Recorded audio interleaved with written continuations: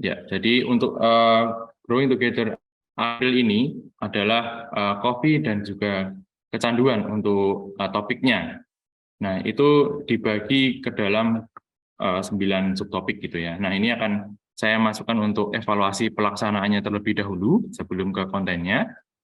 Nah, untuk peserta diskusi pada bulan bulan April lalu, ada totalnya 59 peserta ya. Ada 51 dan ada 8 dari Sabda, 8 dari staf Sabda, lalu 51 dari rekan-rekan sahabat Sabda. Nah, di minggu pertama diskusinya ini seperti arus mudik gitu ya, ramai lancar gitu ya.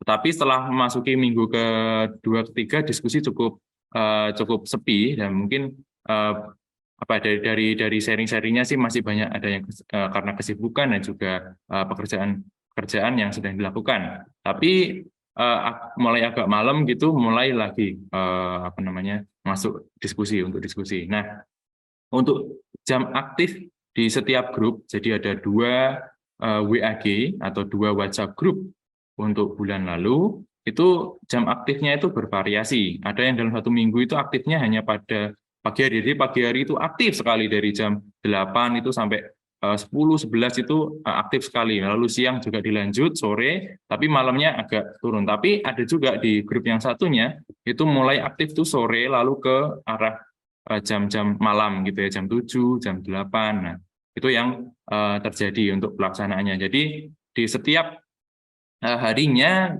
di setiap minggunya kan kita ada subtopik-subtopik dan juga pertanyaan-pertanyaan, dan itu dijawab.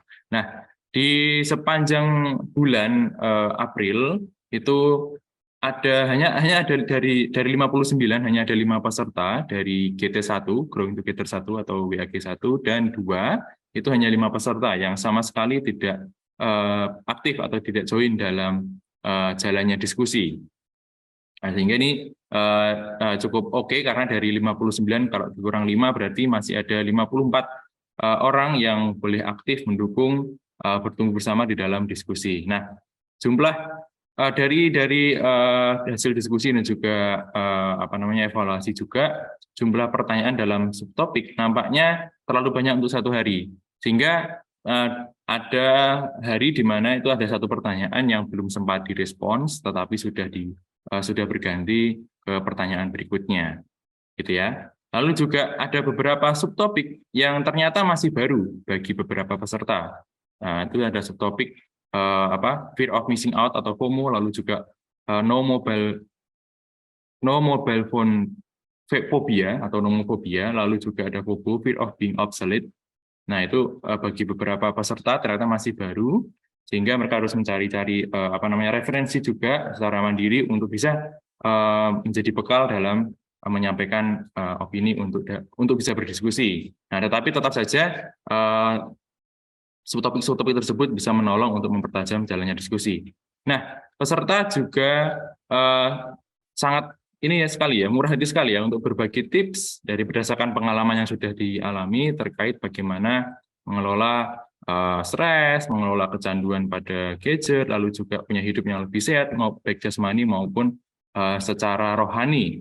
Jadi ketika kopi dan kecanduan kopi ini adalah sebagai wakil dari modern life, dan dilihat ada banyak sekali stres, kecanduan pada gadget, dan sebagainya, rekan-rekan berbagi tips untuk bisa mengatasi atau mengurangi dampak dari kecanduan tersebut. Lalu, kami juga mengucapkan terima kasih kepada rekan-rekan Sabda, sekaligus juga fasilitator partner. Nah, ini adalah rekan-rekan yang sudah menolong dalam kami menjadi fasilitator dalam grup, gitu ya, dan menolong untuk mengatur jalannya diskusi. Nah, itu untuk evaluasi pelaksanaannya. Jadi secara overall, secara keseluruhan sebenarnya cukup aktif untuk bisa berdiskusi dan cukup tajam juga dalam bisa menggali setiap subtopik yang disampaikan di dalam diskusi, gitu ya. Oke, berikutnya. Nah, ini untuk yang evaluasi konten diskusi di Growing Together April, topik kopi dan kecanduan. Di bulan April, untuk topik kopi dan kecanduan, jadi berbeda ya. Jadi dibagi ke dalam 9 subtopik gitu. Setiap subtopiknya itu didiskusikan selama 2 hari. Nah, di dalam subtopik pertama ada coffee dan stres. Coffee sebagai wakil dari representasi dari modern life. Nah, di subtopik kedua itu coffee dan juga kesehatan. 3, coffee dan kurang tidur. 4, coffee dan youth. Lalu dilanjutkan di bagian berikutnya yaitu fear of missing out, FOMO, mobile phone phobia, nomophobia, FOBO, fear of being obsolete. Lalu dilanjutkan ke bagian ketiga yaitu hidup instan, subtopik 8, dan subtopik 9 yaitu globalisasi. Nah, saya kan sebenarnya rekan-rekan yang lainnya juga sudah menolong untuk bisa memberikan evaluasi di setiap bagiannya. Saya akan coba berusaha untuk menyampaikannya kepada rekan-rekan semuanya. Oke, yang bagian pertama, subtopik 1 sampai 4. Nah, coffee ini dilihat sebagai representasi modern lifestyle atau modern life. Nah, memang ada yang men-sharingkan bahwa kopi itu ya kopi gitu ya. Kopi sebagai minuman, lalu juga sebagai biji kopi. Tapi memang kopi di sini dijadikan sebagai representasi modern lifestyle. Kopi minuman pun juga salah satu bagian dari modern lifestyle kan. Nah, itu memiliki pengaruh terhadap kehidupan seseorang, mulai dari stres, lalu juga mengaruhi kesehatan, bahkan juga mengaruhi ke dalam pola tidur, sehingga menyebabkan kurang tidur. Beberapa contohnya adalah pola kehidupan yang serba cepat, jadi semua serba cepat sehingga mengakibatkan stres, mengakibatkan banyaknya, lalu juga ada tuntutan pekerjaan yang semakin banyak sehingga membuat orang harus kurang tidur, jadinya kurang tidur, dan itu berpengaruh pada kesehatan. Nah, dalam diskusi muncul juga adanya tips-tips terkait bagaimana mengatur keseimbangan dalam hidup saat ini gitu, saat sekarang. Yaitu dengan misalnya ada yang bilang gadget free, ada gadget free day gitu ya, bukan hanya car free day tapi juga gadget free day. Tapi ada juga yang bilang tinggal mengatur screen time saja. Di dalam 1 hari itu screen time-nya bisa diatur sepanjang berapa lama kita bisa mengakomodasi untuk screen time dalam 1 hari. Nah, selain itu, ini terkait yang youth, anak muda, kopi juga menjadi budaya kultur anak-anak muda dalam masa sekarang. Kopi dalam modern lifestyle juga dipakai sebagai sarana mereka untuk bisa berkomunitas, menjalin relasi dengan orang lain, dengan sesamanya. Kalau kopi sebagai minuman pun juga nongkrong banyak kan di kedai-kedai kopi. Nah, ternyata tidak hanya digunakan sebagai menjalin komunitas, berelasi, dan sebagainya, tapi ada juga yang memanfaatkannya sebagai jalan untuk bisa mewartakan kebenaran Injil kepada sesama. Jadi ini untuk bagian pertama, jadi dirasa sangat baik sekali, sangat hidup sekali untuk pembahasan-pembahasannya. Oke, next slide. Ya, ini bagian kedua untuk ketakutan ya. Di bagian ini membahas benar-benar tentang rasa takut, fear of missing out, fear of fobia terhadap no mobile phone, nggak ada handphone, fobia, gelisah, takutan. Lalu juga fear of being obsolete, untuk bisa takut dengan adanya perubahan-perubahan yang dialami di saat kondisinya saat ini sedang baik-baik aja. Nah, di bagian ini memang dibahas kalau manusia itu takut tertinggal atau terlewatkan dari update-update yang terjadi di dunia luar. Mereka juga takut untuk tidak bisa catch up dengan info-info terbaru atau progres-progres terbaru yang terjadi di luaran sana. Nah, ketakutan-ketakutan ini pun juga akhirnya malah mempengaruhi teman-teman dalam menjalani kehidupan gitu ya, di dalam kehidupan setiap hari gitu. Jadinya jadi gelisah karena misalnya gelisah karena HP-nya tertinggal, lalu juga gelisah karena tidak mendapatkan info terbaru terkait sesuatu gitu ya, sehingga dia jadi terabaikan di dalam bermasyarakat mungkin. Nah, itu yang menjadikan menjalani kehidupan pun akhirnya berpengaruh di dalam diri mereka. Nah, sebagai orang percaya, seharusnya kita tidak perlu takut tertinggal dari hal-hal yang secara khusus tidak membawa kita semakin dekat dengan Tuhan. Justru sebaliknya, kita itu perlu get connected. Kalau tadi di atas takut kalau nggak get connected dengan yang luar gitu ya. Tapi kita perlu seharusnya get connected senantiasa dengan dia, dengan Tuhan melalui firman Tuhan. Jadi bukannya takut untuk missing out, terlewatkan atas berita-berita di luar atau hal-hal yang tidak membuat kita bertumbuh, tapi harusnya kita lebih lagi untuk connect dengan Tuhan, connect dengan dia melalui firman Tuhan. Oke, berikutnya untuk bagian ini terkait hidup instan dan globalisasi, seperti yang disampaikan bahwa hidup instan itu adalah gaya hidup modern yang menekankan kecepatan, lalu juga mungkin kenyamanan, convenience, lalu juga kemudahan dalam banyak hal, dalam berbagai aspek gitu ya.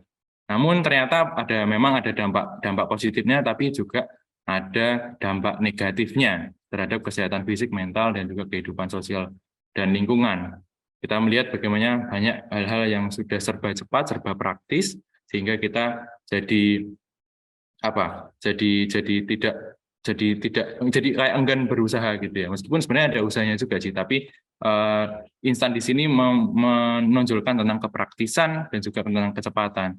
Nah, ini juga ternyata terdongkrak dengan adanya globalisasi, yang mana itu adalah proses mendunianya sesuatu hal dan hilangnya batasan gitu ya kadang ya. Hal ini memang didukung dengan perkembangan teknologi, iptek, lalu juga transportasi, ilmu pengetahuan, dan telekomunikasi yang sangat pesat. Nah, dampak positifnya hal ini mempermudah akses informasi dan teknologi, namun globalisasi juga harus di-manage, bahkan juga di-redeem, ya, agar dapat meminimalisir dampak buruknya. Salah satunya adalah gaya hidup instan. Dan kita harus bisa juga mengatur bagaimana kita bisa melihat hidup instan yang juga terpengaruh melalui globalisasi yang sekarang sudah menjalar di dunia ini. Oke. Nah, itu adalah 3 bagiannya dari subtopik 1 sampai ke 9, dan berikut adalah kesimpulan dari masing-masing subtopik ya. Nah, untuk yang pertama, coffee dan stres dalam modern lifestyle, coffee mencerminkan tempat atau cara orang melepaskan kepenatan dari tuntutan kerja dan tugas kerja. Nah, stres di sini memang manusiawi, dan juga tokoh-tokoh dalam Alkitab juga pernah berada dalam fase ini. Tetapi mereka belajar untuk terus bergaul erat dengan Tuhan. Nah, itu kuncinya. Lalu yang berikutnya, yang coffee dan kesehatan, setiap orang percaya harus dapat menjaga kesehatannya secara fisik, tapi juga secara rohani, dengan cara menjadi generasi yang kuat dengan Tuhan, dan beberapa disiplin seperti saat teduh, doa pribadi, PA pribadi, bernyanyi, menyanyikan pujian, memberitakan Injil, dan lain-lain itu menolong kita juga untuk menjalin relasi yang kuat dengan Tuhan. Beberapa referensi ayat seperti di Amsal 17 ayat 22 dan 1 Timotius 5 ayat 23 juga menolong. Oke. Next. Nah, yang bagian subtopik ketiga, nah kurang tidur ini juga terkait dengan masa istirahat yang dianggap penting dalam Alkitab, seperti kata Sabat ya. Hari Sabat yang ditetapkan sebagai hari untuk istirahat atau peristirahatan setelah ada hari-hari yang digunakan untuk kita bisa bekerja. Nah, berikutnya Kavi dan Youth, anak muda, adalah generasi yang sangat berpotensi dan berpengaruh untuk masa depan baik gereja maupun juga masa depan dunia. Anak muda ini tetap harus dibimbing dan berpegang erat pada firman Tuhan supaya tidak mengikuti arus dunia. Ini di sini juga menekankan peran pentingnya, ada peran penting orang tua, para pelayan gereja, aktivis yang menghandle kepemudaan, dan karena mereka terlibat dalam proses anak muda ini dididik juga, lalu disiapkan dan dibekali untuk bisa meneladani hidup dan tumbuh dalam meneladani Kristus. Oke. Berikutnya untuk subtopik 5, FOMO, fear of missing out. Nah, FOMO di sini di kondisi ketika tadi ya merasa khawatir akan ketinggalan kabar atau tren yang sedang berlangsung. Nah, salah satu akarnya ini adalah mata kita yang tidak dikendalikan dan akhirnya menjadi keinginan yang ingin selalu dituruti. Nah, harusnya kita itu lebih tunduk kepada Tuhan, dan kita juga lebih takut kalau kita tidak mengenal Dia, tidak mengenal Tuhan melalui firman-Nya. Lalu nomofobia perlu diawasi karena bisa mengganggu kesehatan bahkan juga mental kita. Gadget memang penting untuk kehidupan sehari-hari, tapi tidak bisa terus kita dikuasai oleh gadget gitu. Perlu adanya pengaturan untuk bisa mengelola dalam kita menggunakan gadget kita atau gawai kita. Dan tentunya kita juga bisa menggunakan gawai kita untuk memuliakan Tuhan. Nah, berikutnya untuk FOBO. Nah, ketiganya ada terkaitannya, FOMO dan NOMO saling berkaitan dan ada ketergantungan juga dalam teknologi dan banyaknya informasi yang diterima. Missing out, lalu juga no mobile phone, dan di sini adalah fear of being obsolete. Dia ketika ada perubahan jadi agak takut. Nah, itu yang membuat orang jadi banyak mengalami FOBO. Nah, salah satu cara untuk mengatasinya adalah menanamkan prinsip untuk terus belajar agar diri semakin diperlengkapi dan terlatih untuk menghadapi perubahan. Berikutnya, untuk hidup instan dan adalah gaya hidup modern yang menekankan kecepatan. Tadi ya sudah disampaikan, tapi di bagian ini kita juga perlu mengingat bahwa kita itu perlu proses dalam menjalani hidup ini. Dalam mengikut Tuhan pun kita juga selalu diproses oleh Tuhan gitu ya. Nah, yang terakhir, sebagai respons atas dampak globalisasi, kita juga harus redeem globalisasi dengan cara menjaga generasi muda agar militan dalam mengikuti Yesus dan menggalakkan pekabaran Injil di berbagai tempat gitu ya. Tuhan sebenarnya sudah menggunakan globalisasi, meskipun dulu mungkin tidak ada istilah globalisasi, tapi ketika Tuhan Yesus memberikan amanat agung kepada para muridnya untuk bisa bermisi ke banyak tempat untuk bisa memberitakan Injil, kabar baik kepada seluruh bangsa, itu juga menjadi cara bagaimana redeem globalisasi itu bisa dilakukan. Baik, itu dari apa yang sudah bisa saya untuk simpulkan di Growing Together April. Kami juga mengucapkan terima kasih untuk rekan-rekan yang sudah bergabung di dalam Growing Together April. Dan selanjutnya kita akan mendengarkan untuk visi misi, kita akan disegarkan kembali untuk visi misi WAG Growing Together yang akan disampaikan oleh Ibu Yulia, dan nanti akan disambung dengan pengarahan untuk Growing Together Mei. Oke, Ibu Yulia, apakah sudah siap di sana? Ya, terima kasih Nikos.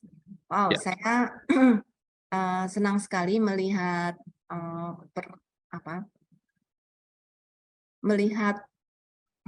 diskusi yang sudah berlangsung bulan lalu. Terutama karena bulan lalu kan sebenarnya bulan yang cukup sibuk ya, apalagi bulan Lebaran gitu. Jadi teman-teman masih menyempatkan waktu dan memberikan waktu yang sangat luar biasa untuk bisa tetap committed ke, saya salut banget gitu ya, salut.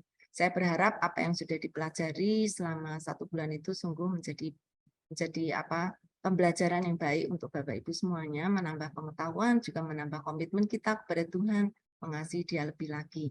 Nah, bulan April sudah berlalu dan kita akan memasuki bulan Mei. Seperti yang kami sudah jadwalkan, setiap bulan kami akan berubah tema. Jadi Nikos bukan topik ya, tapi tema.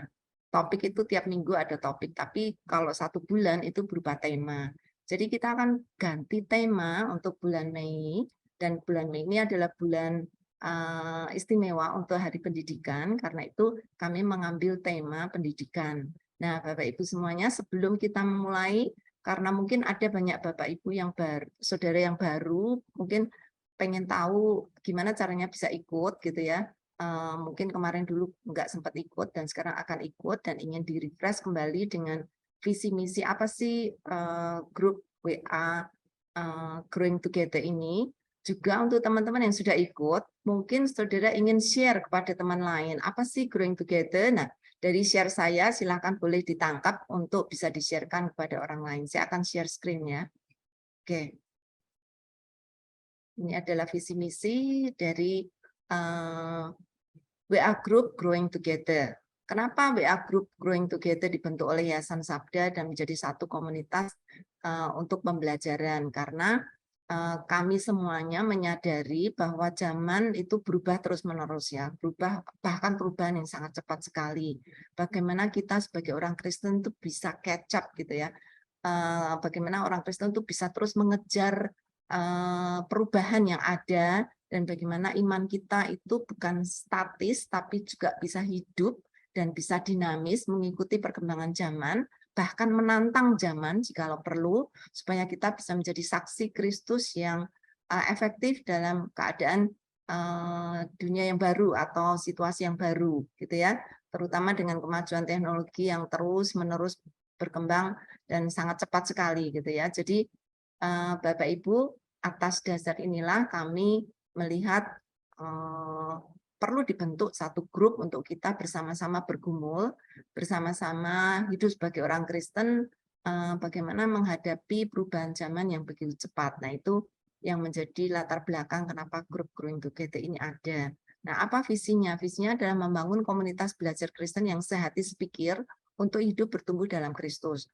Tujuannya bukan hanya untuk sekedar diskusi dan berdiskusi gitu ya, bukan untuk mengisi waktu, bukan untuk kill time, tapi untuk bertumbuh dalam Kristus. Jadi saya sangat berharap saudara punya komitmen. Komitmen saudara bukan kepada grup, tetapi kepada Tuhan untuk belajar di dalam komunitas yang sama, punya hati yang sama, punya pikiran yang sama untuk bertumbuh di dalam Kristus. Sedangkan misinya adalah bagaimana kita belajar berbagi, bertumbuh dalam Kristus dengan mendiskusikan topik-topik yang relevan dalam kehidupan Kristen yang berpusatkan pada Kristus. Jadi setiap minggu akan ada topik-topik yang didiskusikan dalam satu tema yang besar dalam satu bulan gitu ya. Sehingga sangat diharapkan semua anggota bisa menikmati hidup Kristen yang jangan yang statis atau yang mandek atau yang tidak bertumbuh atau yang lesu gitu ya, tetapi yang penuh vitalitas, sukacita dan Alkitabiah. Itu yang kita harapkan ya, saudara terus excited dengan hidup yang Tuhan sediakan di depan kita gitu ya. Banyak sekali saya melihat orang Kristen yang hidup sangat lemah, lesu, nggak bergairah gitu ya, ngeluh gitu ya. Nah, ini semoga grup ini dari satu dengan yang lain bisa saling menolong untuk tetap punya vitalitas yang tinggi untuk melayani Tuhan, untuk hidup menantang zaman, gitu ya. Oke. Nah, apa dasar firman Tuhan yang kita pakai yaitu Amsal 27 ayat 17, besi menajamkan besi, orang menajamkan sesamanya. Saya melihat dari hasil diskusi beberapa bulan yang sudah dilakukan dengan tema-tema yang berbeda ini, setiap anggota saling menajamkan. Mereka bukan hanya berdiskusi dan saling menjawab, tetapi juga saling memberi masukan dan juga menajamkan apa yang sudah dibicarakan gitu ya, sehingga hasil dari pembelajaran selama 1 bulan itu benar-benar hasil kumulatif dari semua orang yang ada di situ. Bukan hanya satu orang yang ngomong terus-menerus terus saudara mendengarkan, tapi dari semua anggota. Ini merupakan satu benar-benar komunitas koinonia ya, benar-benar satu komunitas yang betul-betul bertumbuh di dalam Tuhan. Ya. Nah, untuk tema Mei, misalnya ya, tema Mei adalah Quo Vadis pendidikan anak. Kemana nih pendidikan anak? Kenapa kita mengangkat tema ini? Ada beberapa alasan. Pertama, tantangan pendidikan anak pada era digital itu semakin besar, terkhusus setelah masa pandemi ya. Era digital ini membawa perubahan yang sangat besar. Bahkan lebih besar lagi setelah pandemi pun enggak berhenti gitu ya. Tetap maju terus itu. Jadi era digital ini sangat membawa perubahan.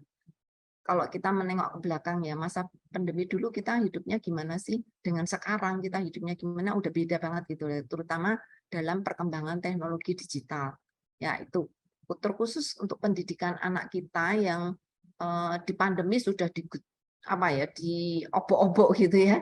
Nah sekarang ini setelah masa pandemi selesai, bukan hanya diobok-obok lagi nih, sudah didorong, dipush. Kalau orang Jawa bilang dijoroke gitu ya, untuk ke dunia yang lebih lagi secara digital. Nah, nanti kita akan diskusikan itu ya. Kemudian kedua, sebagai pengikut Kristus, kita harus mengambil sikap terhadap masalah yang sangat penting bagi masa depan anak cucu kita. Mungkin ada saudara yang sudah punya cucu, ada yang saudara punya anak kecil, ada punya anak remaja, punya anak yang lebih besar. Saudara, ini menyangkut kebutuhan kita semuanya, gitu ya. Bukan hanya kebutuhan orang tua sebenarnya, tetapi semua pemangku jabatan yang mendidik anak gitu ya. Jadi saudara, ini merupakan satu kebutuhan yang sangat mendesak untuk kita mulai pikirkan. Jangan setelah berlalu baru kita masuk gitu ya, udah telat gitu ya. seringkali banyak sekali bukti-bukti ya, orang Kristen tuh selalu masuk belakangan gitu ya. Yang lain tuh dunia sekuler sudah ke depan gitu, kita masih baru ngikutin. Nah, sekarang kita ingin ini jangan lagi berlangsung seperti itu. Yuk kita ikut maju ke depan. Bahkan kalau perlu kita itu orang-orang Kristen itu dipanggil call to lead, untuk memimpin gitu ya. Nah, kalau kita nggak tahu apa-apa, gimana caranya kita memimpin? Nah, mari kita diskusikan supaya kita bisa memimpin keluarga, bisa memimpin gereja kita, bisa memimpin juga masyarakat di sekitar kita untuk menjadi duta, ya, supaya kita bisa ambil bagian dan hidup kita berdampak. Nah, yang jelas tadi saya sudah katakan ini berkaitan dengan Hari Pendidikan Nasional bulan Mei. Ya, oke. Topik-topik apa yang dibicarakan? Akan ada 4 minggu, masing-masing minggu itu satu topik. Kemudian di dalam satu minggu itu ada sub-sub topik lagi. Ini mungkin perlu dipikirkan ulang ya. Jadi topik-topik Mei itu ada 4. Gitu ya. Kemudian di dalam setiap minggunya, karena 4 minggu ya, setiap minggunya ada sub-sub topik lagi gitu yang apa namanya judul-judul pertanyaan atau ada pertanyaan-pertanyaan yang lebih kecil gitu ya. Oke, saya akan jelaskan ya. Semoga apa yang saya jelaskan ini mendorong saudara untuk ikut karena ini penting banget gitu ya. Kalau saudara pikir saya kan bukan orang pendidikan, saya kan bukan guru, saya kan bukan ya. Saudara, ini bukan untuk diskusi para guru, tapi setiap orang Kristen yang care terhadap masa depan anak cucu kita, masa depan gereja kita, dan jemaat yang ada di sana. Gitu ya. Jadi saudara, kalau saudara adalah seorang guru, apalagi itu sangat penting banget gitu. Kalau saudara orang tua, itu sangat penting sekali gitu. Kalau saudara aktivis gereja, wow, itu sangat penting sekali. Saudara punya peran untuk memberi pengaruh, memberi dampak gitu. Karena itu saudara perlu masukan yang banyak. Saudara kan nggak bisa memberikan apa namanya, tidak bisa memimpin kalau diri sendiri itu nggak punya sesuatu untuk ditawarkan. Nah, ini merupakan cara untuk kita mengisi otak dan hati kita dan minta Roh Kudus untuk menggerakkan kita sehingga apa yang nanti kita dapat di dalam grup ini itu bisa kita bagikan kepada orang sekeliling kita, gitu ya. Nah, kalau saat saudara mendengarkan ini, saudara terpikir orang-orang yang punya peran gitu ya di dalam gereja, di dalam keluarga, di dalam masyarakat, di dalam dunia pendidikan, ajaklah mereka untuk bergabung. Ini merupakan salah satu cara untuk kita belajar bersama untuk melihat apa yang Tuhan sediakan bagi kita di depan kita, gitu ya. Masalah pendidikan ini bukan masalah orang tua saja, bukan masalah guru saja. Setiap orang, karena sebenarnya seseorang itu dididik bukan dari hasil sekolah saja, bukan dari hasil keluarga saja, bahkan bukan dari hasil masyarakat saja. Untuk mendidik seseorang itu ada satu peribahasa ya, untuk mendidik satu orang dibutuhkan seluruh kampung itu ikut ambil bagian. Betul, itu sangat betul ya. Karena itu ini adalah topik yang sangat relevan untuk kita semuanya. Ya, oke. Sub-sub topik yang akan dibicarakan di dalam setiap minggunya adalah topik-topik yang dibicarakan di dalam setiap minggunya adalah yang minggu pertama kita akan mendiskusikan tentang apa artinya pendidikan. Apakah ada pergeseran arti di dalam perubahan zaman ini tentang pendidikan? Kalau mungkin saudara dulu tahunya oh ya sekolah gitu. Oh bukan, pendidikan bukan hanya sekolah gitu ya. Nah, ini nanti kita diskusikan lebih luas lagi sebenarnya apa arti pendidikan. Lalu siapa yang bertanggung jawab untuk pendidikan? Nah, ini saudara akan melihat ya di dalam diskusi nanti, saudara akan melihat sebenarnya pendidikan itu sangat luas sekali. Dan apa yang saat ini saudara pikirkan tentang pendidikan, walaupun saudara bukan guru, bahkan mungkin saudara bukan guru anak saudara, mungkin anak tetangga saudara, tapi sebenarnya saudara tuh punya panggilan gitu ya sebagai orang Kristen untuk ikut mendidik siapapun yang kita jumpai, untuk mereka boleh melihat bagaimana Tuhan menolong saudara menjadi perantara atau menjadi saluran berkat bagi mereka. Nah, ini akan kita diskusikan ya. Mungkin nanti akan ada beda pendapat, tidak apa-apa. Kita akan saling mengisi satu dengan yang lain. Ada mungkin yang bilang, ya tanggung jawabnya itu keluarga. Oh enggak, gereja itu yang tanggung jawab. Oh enggak, sekolah itu yang harus. Nah, saudara, nanti kita diskusikan ya. Atau mungkin bahkan masyarakat yang punya tanggung jawab. Nah, saudara diskusikan apa kepentingan pendidikan bagi setiap anak yang kita didik atau yang kita miliki atau yang kita kenal gitu ya. Oke, yang kedua, nah ini yang kedua pasti hebohnya tentang AI. Mungkin saudara kenalnya ChatGPT gitu ya. Oh, ChatGPT hanya salah satu ya. Ada puluhan lain program yang mirip atau yang sejenis dengan ChatGPT yang beda-beda untuk beda-beda tujuan gitu ya. Semuanya itu adalah teknologi AI dan sudah diprediksi oleh banyak orang AI akan masuk ke sekolah, bahkan ke gereja. Nah, saudara, apakah dengan masuknya AI ini, teknologi AI di dalam pendidikan, itu apakah akan menghasilkan satu ketakutan yang luar biasa, bahkan orang mengatakan this is the death of the education, ini matinya education. Karena sekarang kita tidak butuh lagi guru, tidak butuh lagi perpustakaan, tidak butuh, betulkah? Saya kira ada banyak dari kita akan punya pendapat yang berbeda-beda ya, dan ada punya ketajaman kita untuk melihat dari berbagai sisi, apakah AI akan mengubah cara siswa belajar, cara anak kita belajar, anak cucu kita belajar. Apakah nanti akan benar-benar pendidikan akan total berubah. Nah, saudara, silakan didiskusikan. Mungkin sudah bilang, aku nggak ngerti AI sama sekali. Nah, ini saudara perlu masuk untuk saudara belajar apa itu AI. Nanti anak saudara di sekolah sudah dicekoi dengan teknologi AI, saudara sendiri nggak ngerti apa-apa. Nah, saudara harus belajar dulu sebelum anak saudara masuk ke sana, gitu ya, supaya saudara tahu, saudara bisa mendoakan mereka, saudara punya bijaksana, karena kelemahan AI adalah AI itu nggak punya bijaksana, manusialah yang punya bijaksana. Nah, saudara kalau saudara nggak menggunakan bijaksana saudara, ya saudara kalah dengan AI ya.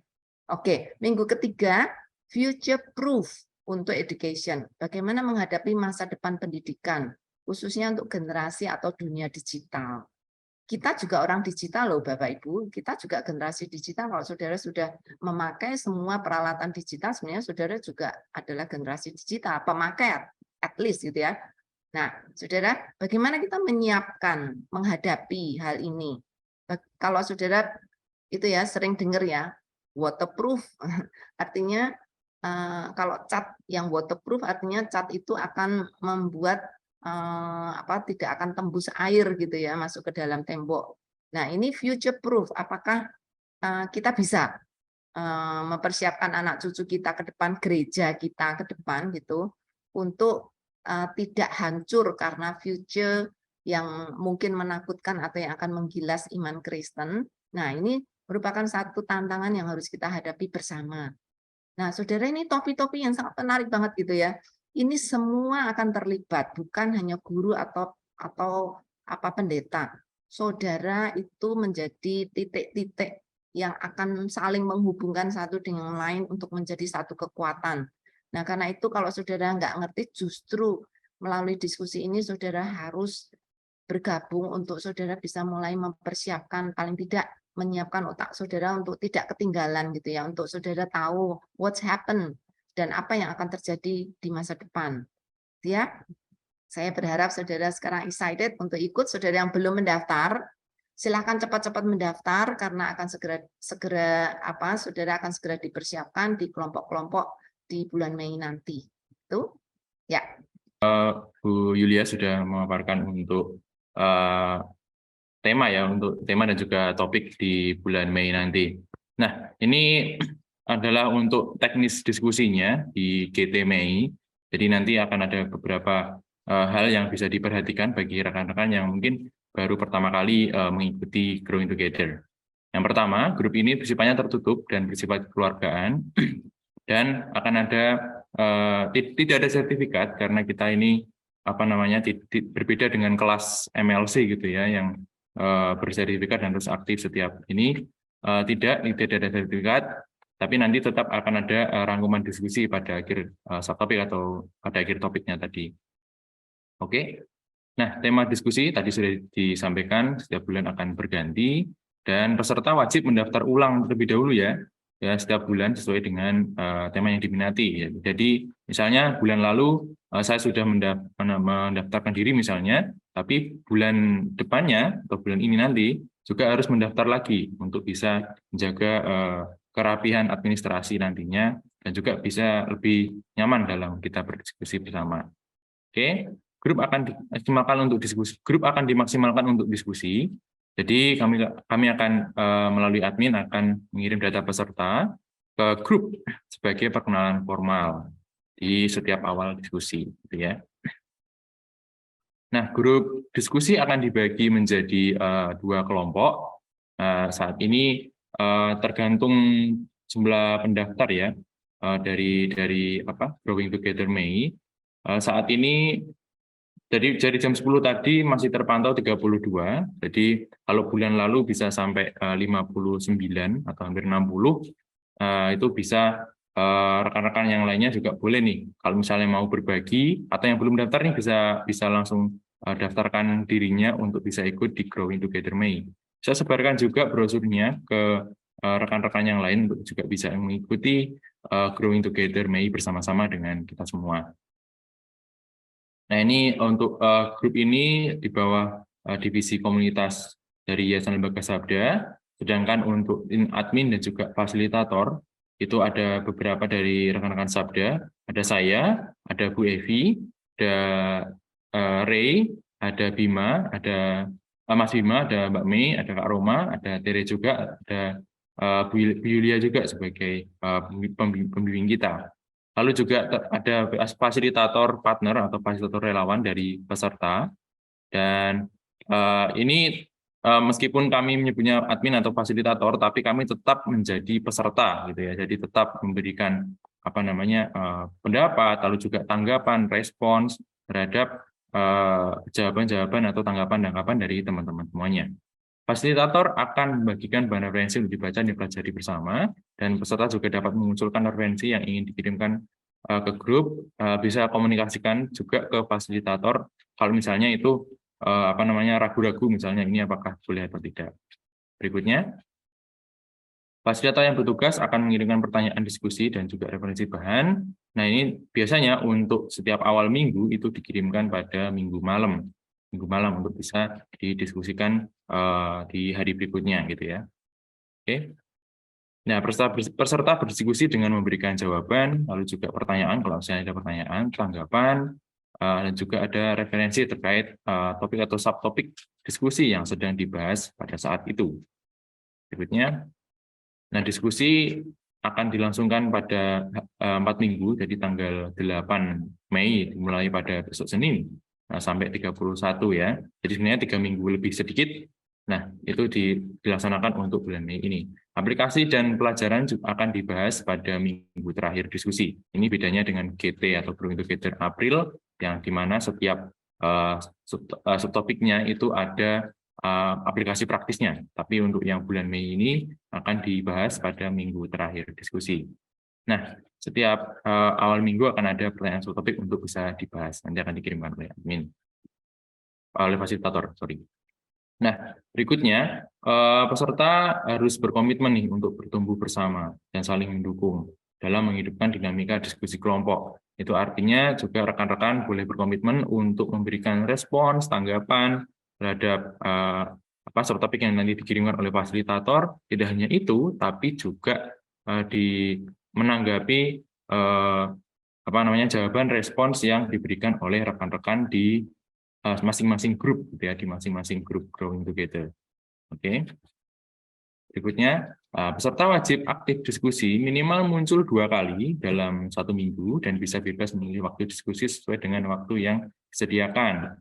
Jadi sebenarnya grup diskusi ini dibuka terus, hanya saja hari Minggu itu kita akan jadikan satu arah untuk bisa kita fokus bersama-sama beribadah. Tapi rekan-rekan semuanya minimal wajib muncul 2 kali dalam 1 minggu itu untuk bisa memberikan tanggapannya, responsnya terhadap topik yang didiskusikan.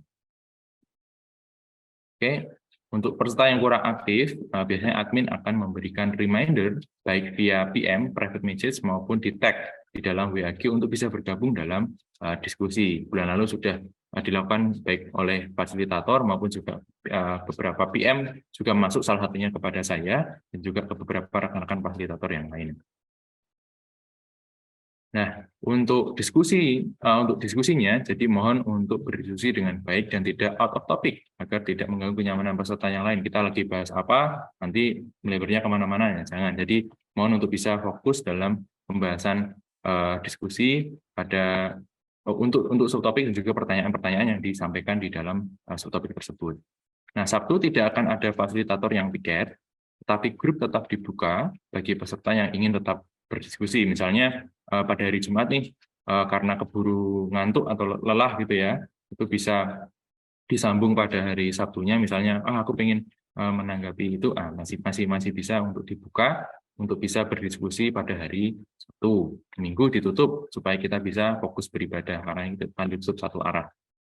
Nah, setelah diskusi berakhir, WAG akan ditutup, dan untuk mengikuti tema atau topik bulan berikutnya, peserta harus mendaftar ulang. Nah, peserta yang tidak daftar ulang tidak akan bisa masuk ke dalam WAG Growing Together. Oke, nah jika ada hal-hal yang ingin ditanyakan, bisa langsung mengontak kami di WA 0821 3313 3315. Lalu kalau misalnya email bisa ke kusuma@inpress.net dan melalui grup WhatsApp Growing Together May. Atau juga bisa langsung chat di sini, nanti kalau misalnya ada pertanyaan juga bisa disampaikan. Oke, berikutnya adalah untuk kesempatan melayani. Jadi ini kami membuka kesempatan melayani bagi rekan-rekan semuanya yang ingin melayani bersama di dalam Growing Together May sebagai berikutnya fasilitator dan juga perangkum diskusi. Next. Nah, ini adalah tugas untuk fasilitator Growing Together, menyapa dan menyambut peserta setiap hari, memposting pertanyaan-pertanyaan dan memberikan pertanyaan-pertanyaan pengembangan, memperhatikan flow diskusi, menegur peserta yang akan atau mungkin sudah out of topic ya, mengingatkan peserta yang belum aktif tadi di tagging, di reminder, dan juga ikut berbagi pendapat, menanggapi pendapat jawaban dari peserta. Fasilitator yang mengalami kendala dalam menjalankan tugas harus melapor sebelumnya ke fasilitator partnernya atau ke admin, itu Mbak Mei. Jadi bulan lalu juga ada fasilitator partner sahabat Sabda Pak Martino yang juga mengalami kendala kesehatan sehingga harus kami backup gitu ya, dan itu sudah dikonfirmasi oleh fasilitator partnernya yaitu Ibu Evi dan sudah dilaporkan ke admin juga. Oke. Mungkinnya untuk merangkum, ini memperhatikan jalan diskusi dan pertanyaan-pertanyaan yang sedang didiskusikan. Sorry, ada typo sedikit. Lalu mengumpulkan jawaban-jawaban peserta, merangkum jawaban yang ada, dan share rangkuman tersebut ke dalam WhatsApp group. Biasanya setiap akhir pekan gitu atau akhir subtopik itu dikirimkan. Oke, next. Dan ini adalah jadwalnya. Jadi ada partneran gitu ya, berdua-berdua untuk masing-masing grup, untuk GT1 dan juga GT2, Growing Together 1 dan Growing Together 2. Nah, ini silakan nanti bisa menghubungi langsung ke kami, atau misalnya ini sekarang langsung pengen aku jadi fasilitator Mas atau Kak, itu bisa langsung chat di live chat ini, nanti akan kami hubungi lagi untuk bisa dibuatkan jadwalnya di GT1, GT2 dari minggu pertama sampai minggu keempat. Oke, berikutnya ini adalah tugas perangkumnya. Sementara ini masih ada saya summary, nanti akan diinfokan lagi untuk petugas-petugas di minggu-minggu seterusnya.